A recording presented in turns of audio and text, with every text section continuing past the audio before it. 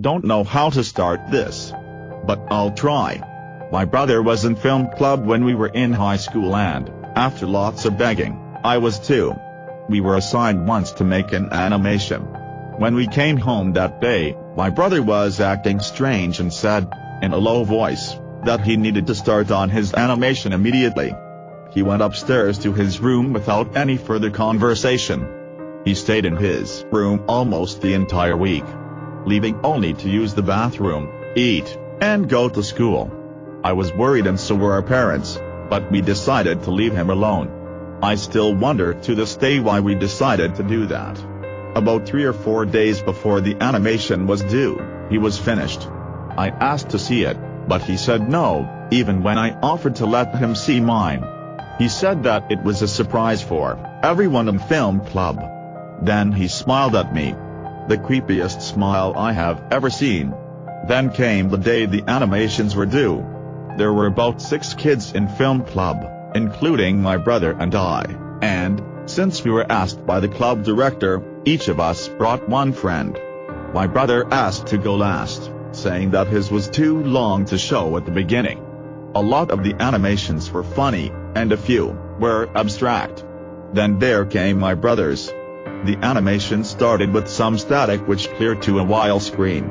Everyone inched closer, seeing that the best was, obviously, saved for last. Boy, were they wrong.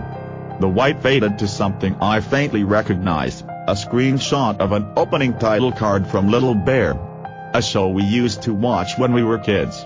Then the title appeared, which read, in very crude handwriting, Little Bear and the Big Red Book. The animation started like a normal Little Bear episode. Little Bear was out in the yard playing fisherman. Then he stopped and said that he wondered if Father Bear would like to go fishing the next day. He ran inside to ask. Father Bear was sitting at the table, a big red book opened before him. Father Bear looked very sad and somewhat angry. Little Bear did not notice and asked Father Bear the question he wanted to ask him. Father Bear gave no response, but stood up and walked out of the house without a word. Little Bear looked disappointed for a second, then climbed into Father Bear's chair and began to read the red book. A voice that wasn't Little Bear's, or anyone in the shows for that matter, started to read disturbing poems. As the voice read on, Little Bear got more and more depressed looking. Everything except the book slowly faded to grayscale, and the voice got more and more high-pitched. The club director tried to shut down the projector, but something was wrong. Suddenly, everything stopped, and it cut to Mother Bear tucking Little Bear into bed. Little Bear looked extremely shocked with a blank expression and staring at us. His eyes were extremely bloodshot and his fur was all mangled. The whole scene, except Mother Bear and Little Bear, was hyper-realistic. Mother Bear turned off the light and left the room. Little Bear started to sing slowly as the room got more and more dark.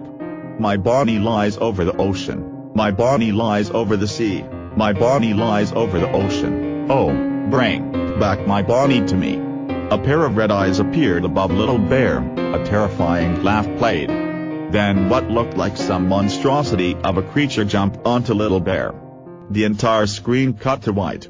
Then it slowly faded to a montage of different scenes of running water. A little boy's voice, joined by my brother's, was singing the same song Little Bear was singing, but with the added lyrics, bring back my Bonnie, bring back my Bonnie, bring back my Bonnie to me, to me. Bring back my Bonnie, bring back my Bonnie, bring back my Bonnie to me. Then it faded to a picture of me when I was a child, standing next to a grave with my mother's name on it, and a picture of her under it. And, mind you, my mother is still alive today. The screen then cut to black. The projector finally shut down. And that was the end of it. Everyone was shocked.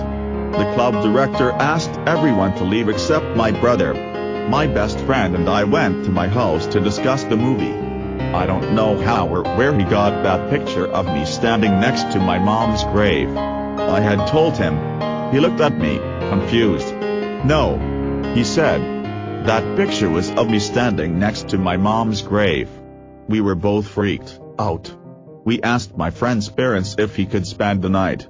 To which they said yes. We spent the rest of the night talking about the movie. The next day was Saturday, and my mother told us that my brother had been arrested.